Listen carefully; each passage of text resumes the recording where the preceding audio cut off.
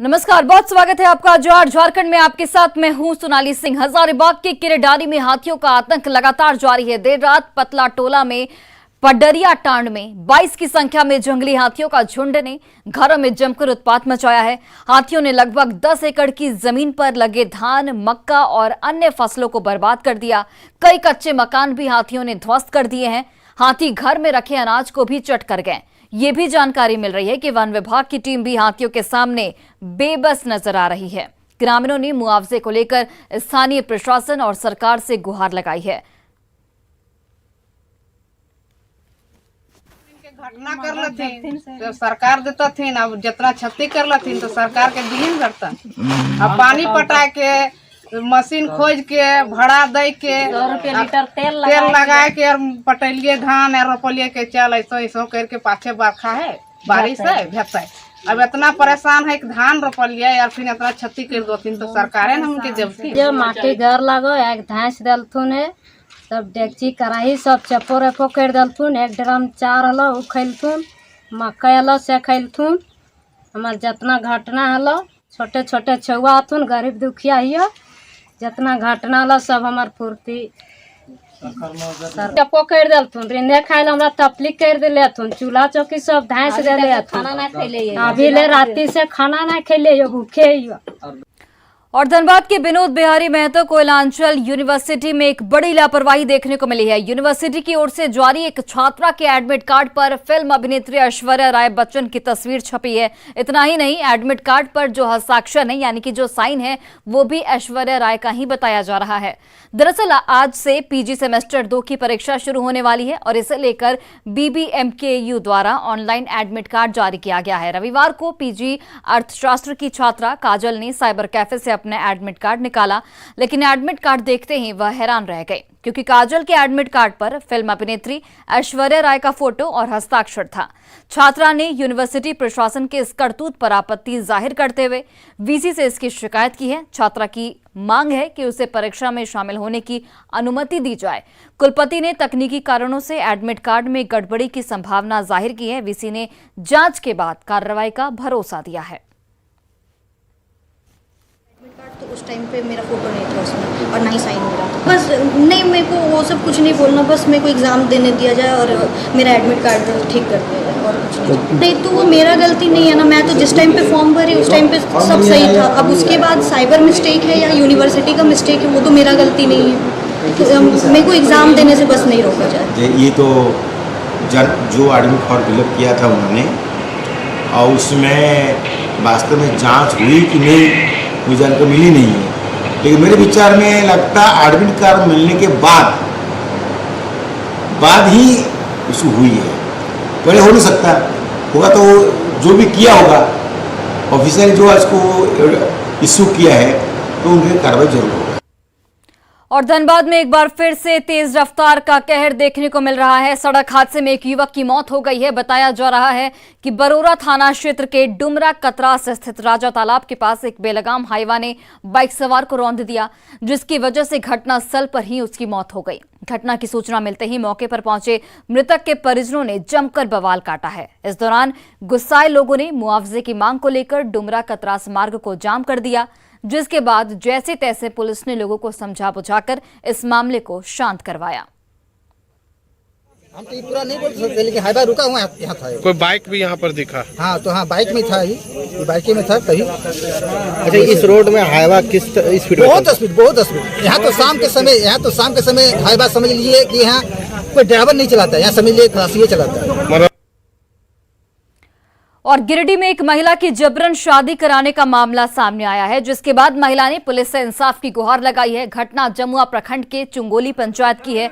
महिला का आरोप है कि रविवार की रात महिला के देवर ने पड़ोस के एक युवक से प्रेम प्रसंग का आरोप लगाकर मदद के बहाने बुलाया और एक कमरे में दोनों को बंद कर दिया। इसके बाद हंगामा कर गांव वालों को जमा कर लिया और फिर गांव वालों से दबाव डालकर जबरन उसकी शादी करा दी। इस घटना के बाद सूरत में रहे महिला के पति ने भी अपने साथ रखने से इनकार कर दिया है। आपके साथ क्या हुआ? रात में कुछ घटना हुआ था। मेरा बच्चे का 7 तारीख को मेरे बच्चे का तबीयत खराब था और मैं रेवत से कैश मांगी तो रेवत ने बोला ये मेरे रेवत कौन है? मेरा देवर है। तो रेवत ने बोला मेरे पास कैश नहीं है, बिक्की के पास कैश है, लो मेरा फ़ोन, उसको फ़ोन करके बुलाओ। तो बिक्की कैश लेके आया और उसको ज़बरदस्ती मेरे रूम में बंद कर दिया, बाहर से ताला लॉक कर दिया। उसके बाद सारा मोहल्ले को बोल दिए, बोल देखो हम इसको बंद करके रखें। उसके बाद सारा मोहल्ले वाले आए, उसके बाद दोनों हाथ को ताला खोले और दोनों को हाथ पकड़ के बांध दिया। उसके बाद में फिर सारा लोग फैसला किए, बोले इसको शादी करवा दो। तो ज़बरदस्ती मेरी शादी करवा दिया गया। और उसके बाद में फिर मेरे पति बोल रहे हैं, बोल हम इसको नहीं रखेंगे। आपका पति कहाँ है अभी? सूरत में है। और वही देखिए, गोड्डा में बेखौफ अपराधियों ने बंधन बैंक के कर्मी से लूटपाट की घटना को अंजाम दिया है। बदमाश बैंक कर्मी से मोबाइल, टैब और 11,500 रुपए लूटकर फरार हो गए हैं। मामला जिले के पड़ैयाहाट थाना क्षेत्र के बांसमुंडी का बताया जा रहा है। पीड़ित बैंक कर्मी सुकुम कुमार मोदी ने बताया कि वह बाइक से जा रहे थे, तभी झाड़ी में घात लगाकर बैठे 2 अपराधियों ने अचानक उन पर हमला बोल दिया और बैग छीनकर जंगल के रास्ते फरार हो गए।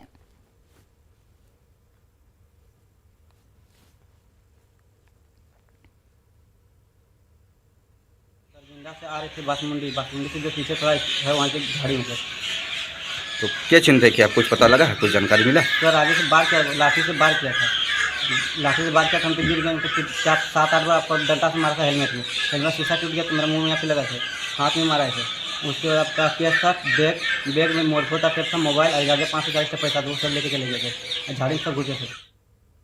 और देवघर में एसबीआई एटीएम में पासबुक अपडेट कराने गए एक व्यक्ति के बैग से अपराधियों ने 2,22,000 रुपए उड़ा लिए। रोहिणी नवाडी के कमलेश प्रसाद सिंह ने बेटी की शादी के लिए साधना भवन स्थित एसबीआई की शाखा से पैसे निकाले थे और फिर एटीएम में पासबुक अपडेट कराने गए थे, तभी किसी ने उसकी बैग से पैसे निकाल लिए। पीड़ित को आसपास मंडरा रहे एक युवक और युवती पर शक है।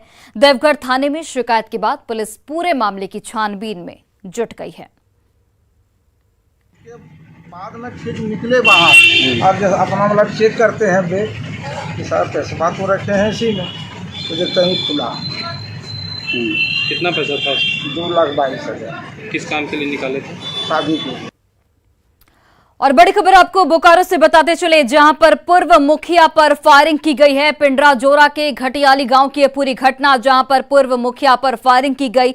जमीन पर कब्जा को लेकर यह पूरा मामला बताया जा रहा है। निरंजन कपड़दार पर फायरिंग का आरोप लगाया गया है। फिलहाल पुलिस इस पूरे मामले की छानबीन में जुट गई है। वहीं पूर्व मुखिया पर फायरिंग की गई है, जिसमें बाल जो मुखिया प्रकाश साव हैं वो बच गए हैं। पिंडारजोर थाना क्षेत्र के घटियाली गांव की ये पूरी घटना, गोली चलाने वाले निरंजन कपड़दार बताए जा रहे हैं, जो कि आपराधिक किस्म का व्यक्ति है और पहले भी जिला बदर ये हो चुका है। गैर जमरुआ जमीन को कब्जा करने से मना करने पर फायरिंग की वारदात को यहां पर अंजाम दिया गया। बोकारो एसपी ने इस पूरे घटना की पुष्टि की है। फिलहाल इस घटना के बाद से गांव में दहशत का माहौल व्याप्त है। वही देखिए, देवघर सदर अस्पताल अपनी बदहाली की वजह से हमेशा सुर्खियों में बना रहता है। व्यवस्था में काफी सुधार की जा रही है, लेकिन ड्रेसिंग रूम की स्थिति बेहद खराब है। ड्रेसिंग रूम के बाहर स्टाफ बरामदे में ड्रेसिंग करने को मजबूर है। दरअसल ड्रेसिंग रूम के अंदर छत से बाथरूम का पानी का रिसाव होता है, जिससे पूरा ड्रेसिंग रूम में पानी टपकता रहता है, जिसकी वजह से मरीजों की ड्रेसिंग बरामदे में ही की जाती है और इसी वजह से इन्फेक्शन का भी खतरा लगातार बना रहता है। जांच क्या करेंगे, ये तो जान ही रहे हैं। इस सब का चूना जो है रिपेयर हुआ है, लेकिन फिर भी जो है बंद नहीं हुआ है और उसको फिर खबर करना पड़ेगा। खबर किया ही गया था, मेरे कार्यकाल में भी खबर किया गया था। और ड्रेसिंग रूम का चूना और वहाँ काम करना इन्फेक्शन को ऐसे ही बढ़ाने जैसा हो जा रहा है, इसलिए जो है वहाँ काम नहीं किया जाता है ड्रेसिंग। देवघर सदर अस्पताल न सिर्फ देवघर जिले के लिए सबसे बड़ा अस्पताल है, बल्कि यह सीमावर्ती राज्य बिहार के कई जिलों के लिए सबसे बड़ा अस्पताल माना जाता है। संथालपरगना की बात करें तो संथालपरगना में सबसे बड़ा अस्पताल देवघर सदर अस्पताल को ही माना जाता है। लेकिन यहाँ की जो वस्तु स्थिति हम वो आपको अवगत कराने जा रहे हैं कि देखिए, ये है ड्रेसिंग रूम, जो कि 9 बजे से लेकर दोपहर के 3 बजे तक रहता है। और आप देखिए कि ड्रेसिंग रूम जो है ये बाहर बरामदे में चल रहा है। इसका कारण ये है कि ड्रेसिंग रूम जो यहाँ पर बनाया गया था उसके जो छत से है पानी का रिसाव लगातार होता है और यहाँ ड्रेसिंग होता है। और साथ ही देखिए कि पास में ही डस्टबिन रखे हुए हैं जिससे कि इन्फेक्शन का खतरा भी है। तो यहाँ पर सारे सामान रखे हुए हैं जो ड्रेसिंग में उपयोग किए जाते हैं, चाहे वो बैंडेज पट्टी हो, चाहे वो दवा हो, चाहे कुछ हो। साथ ही एक बगल में कमरा भी है। आप देखिए इस कमरे को हम दिखाते हैं कि इसमें जो है भारी संख्या में जो कचरा भरा हुआ है जिसमें कि मच्छर होंगे या बहुत सारी चीज़ें जो इन्फेक्शन फैलाने के खतरा जो है सबसे ज़्यादा है। दूसरी जो सबसे बड़ी तस्वीर हम आपको अब दिखाने जा रहे हैं, ये ड्रेसिंग कमरा दिया गया है सदर अस्पताल के लिए, लेकिन यहाँ की स्थिति देखिए कि छत से जो है ऊपर का बाथरूम का पानी टपकता है। और ये देखिए यहाँ पर कुछ बर्तन लगाए गए हैं ताकि इस पानी को जो है यहाँ फैलने से रोका जा सके। सबसे बड़ा सवाल यह है कि यहाँ पर जो है इस रूम में स्टोर रूम भी यही है और सभी चीज़ जो है यहीं पर रखे जाते हैं। जितने भी चीज़ें हैं आप देखिए कि जो भी इक्विपमेंट जो काम किया जाता है वो सारा चीज़ यहाँ रखा जाता है, जैसे कि खतरा जो बढ़ने का है, इन्फेक्शन बढ़ने का खासा जो है डर है। साथ ही देखिए कि छत जो भी है वो टूटने की भी स्थिति में, एक तरफ पानी का रिसाव है, दूसरी तरफ जो है जर्जर भी है। अब ऐसे में ये बड़ा सवाल उठता है कि अगर सदर अस्पताल के ड्रेसिंग रूम में ये हाल है तो जिले के जो लोग यहाँ पहुँचेंगे उसका ड्रेसिंग कैसे होगा, इसका ट्रीटमेंट अच्छे से कैसे होगा, क्योंकि इन्फेक्शन का सबसे ज़्यादा खतरा यहाँ पर बढ़ने का चांसेस है। मनीष दुबे, न्यूज़ 18, देवघर। जामताड़ा की तरह गोड्डा में भी साइबर अपराधी सक्रिय हो गए हैं। साइबर क्रिमिनल लोगों को अपना शिकार बना रहे हैं। नगर थाना में बीते दिन ऑनलाइन ठगी के 2 मामले सामने आए।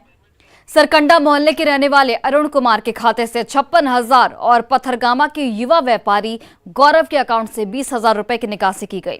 थाने में मामला दर्ज होने के बाद पुलिस ने छानबीन शुरू कर दी है। तू कहां से बात कर रहा है? तुमको होश? आप कहाँ से बात कर रहे हो? नगर थाना से। मैं जामताड़ा से बात कर रहा हूँ। तुम वहाँ पे लगते हैं बड़का। और वहीं साइबर क्राइम के बढ़ते मामले को रोकने के लिए पुलिस प्रशासन ने एक नई मुहिम शुरू की है। रांची में साइबर सुरक्षा को लेकर शुरू किए गए इस अभियान को मैं हूं ई रक्षक नाम दिया गया है, जिसका मकसद लोगों की गाढ़ी कमाई को धोखे से साइबर अपराधियों के हाथों में जाने से रोकना है।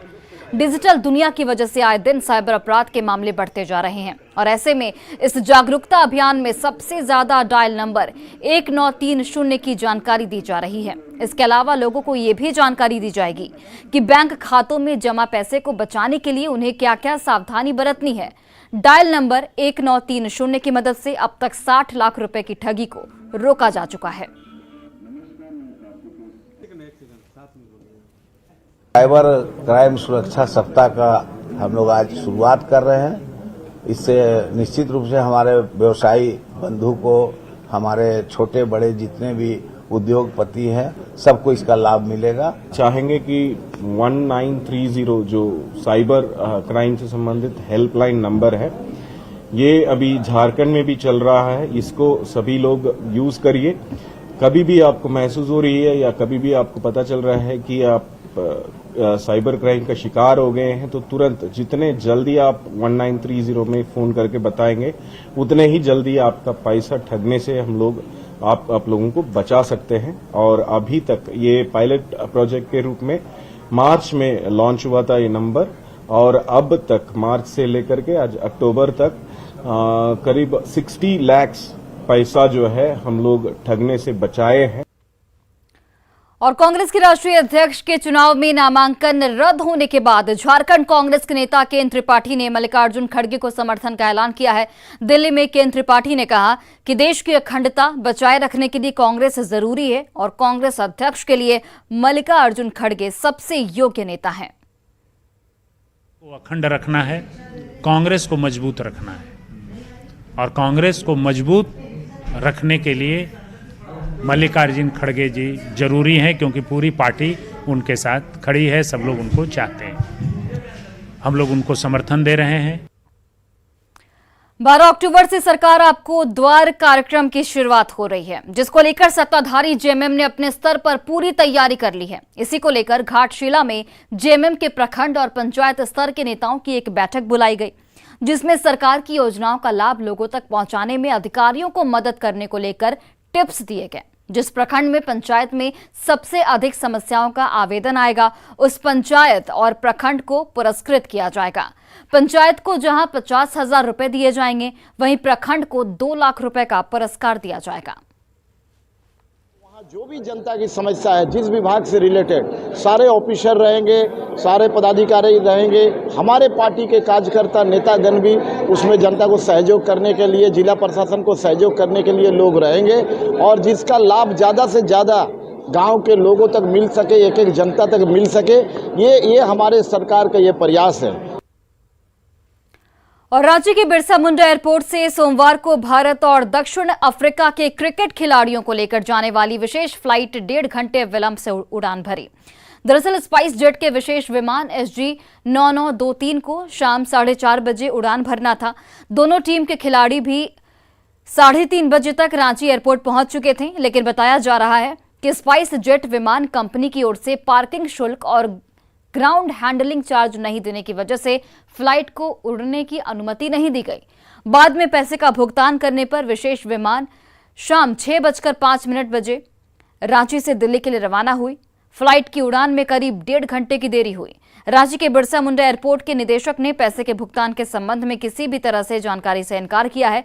उन्होंने ये भी बताया कि दिल्ली में खराब मौसम की वजह से फ्लाइट को उड़ने में विलंब हुई।